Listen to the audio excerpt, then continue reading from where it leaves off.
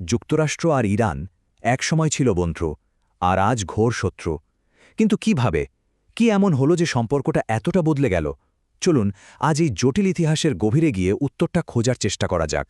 এই যে দশকের পর দশক ধরে সংঘাত চলছে, এর জট খুলতে হলে আমাদের শুরু করতে হবে খুব বেশি দিন আগের ঘটনা দিয়ে না, বরং ২০১৯ সালের সেই উত্তাল সময়টা থেকে, ঠিক যখন এই দুটো দেশ একদম যুদ্ধের মুখোমুখি এসে দাঁড়িয়েছিল। ভাবুন তো, মাত্র ৫টা দিন, এর মধ্যেই পরিস্থিতি একেবারে হাতের বাইরে চলে গেল। প্রথমে মার্কিন ড্রোন হামলায় মারা গেলেন ইরানের সবচেয়ে প্রভাবশালী জেনারেলদের একজন, কাসেম সুলাইমানি। এর ঠিক পরপরই প্রতিশোধ নিতে ইরান ইরাকে থাকা দুটো মার্কিন ঘাঁটিতে মিসাইল হামলা চালাল। আর এই ভয়াবহ উত্তেজনার মধ্যেই ঘটল এক মর্মান্তিক দুর্ঘটনা। ইরান ভুল করে একটা ইউক্রেনীয় যাত্রীবাহী বিমানকে ভূপাতিত করে। আর ঠিক এই জায়গা থেকেই আসল প্রশ্নটা উঠে আসে, কিভাবে দুটো দেশ, যারা কিনা একটা সময় নিজেদের পারমাণবিক প্রযুক্তি নিয়ে একে অপরকে সাহায্য করত, তারা আজ এমন কট্টর শত্রু হয়ে গেল? এই প্রশ্নের উত্তরটা কিন্তু আজকের না।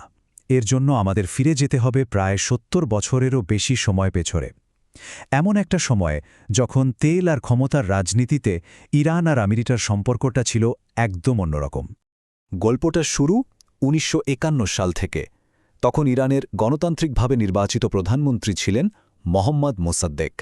তিনি একটা অসাধারণ সাহসী পদক্ষেপ নিলেন। ব্রিটিশদের নিয়ন্ত্রণে থাকা পুরো তেল শিল্পকে জাতীয়করণ করে ফেললেন। মানে সোজা কথায়, ইরানের সম্পদ ইরানের মানুষের কাছে ফিরিয়ে আনার একটা বিশাল চেষ্টা ছিল এর। কিন্তু এই পদক্ষেপটা পশ্চিমের দেশগুলোর, বিশেষ করে ব্রিটেনের স্বার্থে একটা বড় ধাক্কা ছিল। আর তার ফলও হলো মারাত্মক।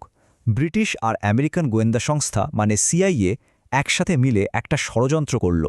আর সেই ষড়যন্ত্রের অংশ হিসেবেই একটা সামরিক অভ্যুত্থানের মাধ্যমে মোসাদ্দেকের গণতান্ত্রিক সরকারকে ক্ষমতা থেকে সরিয়ে দেওয়া হলো।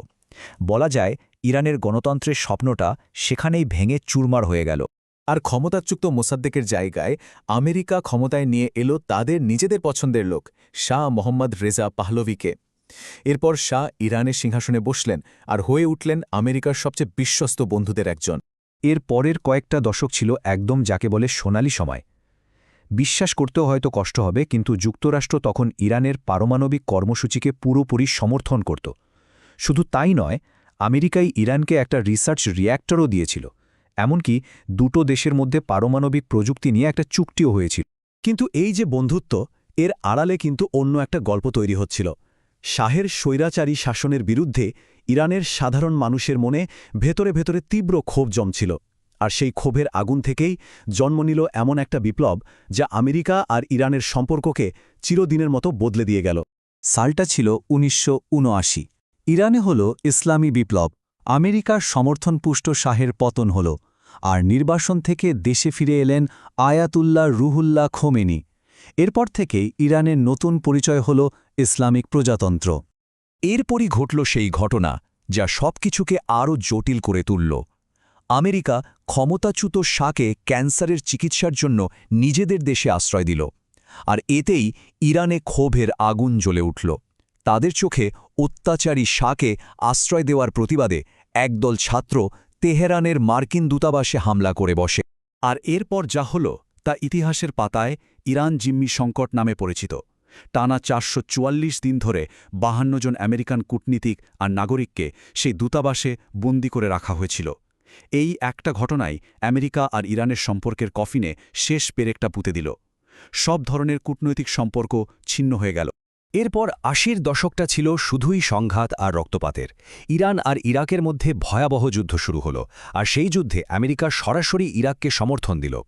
এই যুদ্ধে প্রায় ১০ লক্ষ মানুষ মারা যায়। কিন্তু এর মধ্যেই ঘটল আরেকটা ভয়াবহ ঘটনা।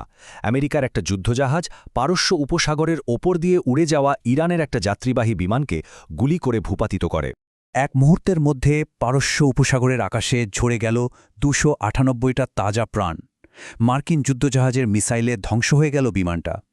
এই ঘটনাটা ইরানের মানুষের মনে এমন একটা গভীর ক্ষত তৈরি করেছে, যা এত বছর পরেও শুকায়নি। এরপর নতুন শতাব্দী শুরু হলো, আর সংঘাতের কেন্দ্রবিন্দুতে চলে এলো ইরানের পারমাণবিক কর্মসূচি।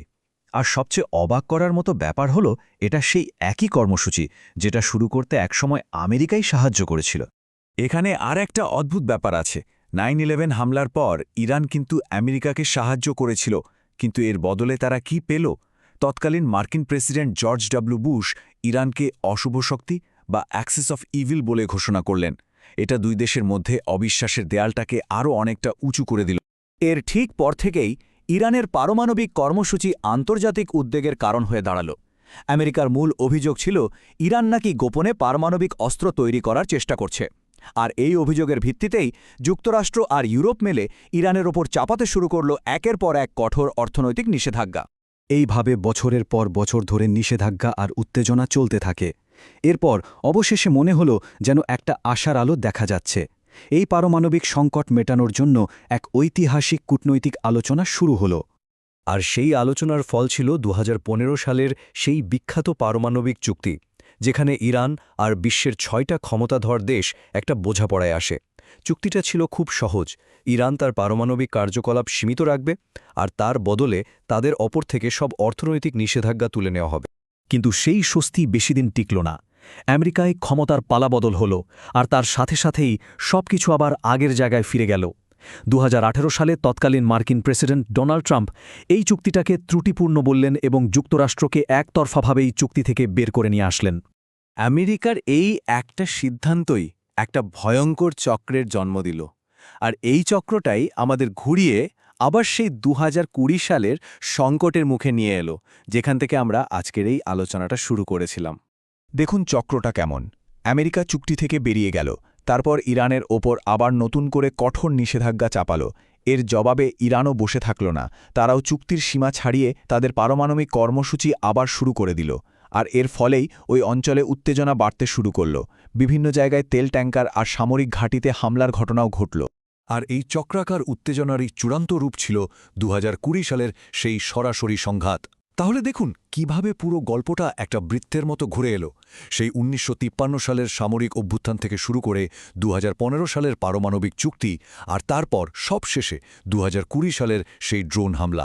এই যে এত দীর্ঘ ইতিহাস, তা আমাদের শুধু একটা জিনিসই দেখায়, অবিশ্বাস আর সংঘাতের এক অন্তহীন চক্র। এখন সবচেয়ে বড় প্রশ্নটা হলো, এই চক্রটা কি আদৌ কখনো ভাঙা সম্ভব? কয়েক দশক ধরে তৈরি হওয়া এই অবিশ্বাসের দেয়াল কি কোনোদিন ভাঙবে?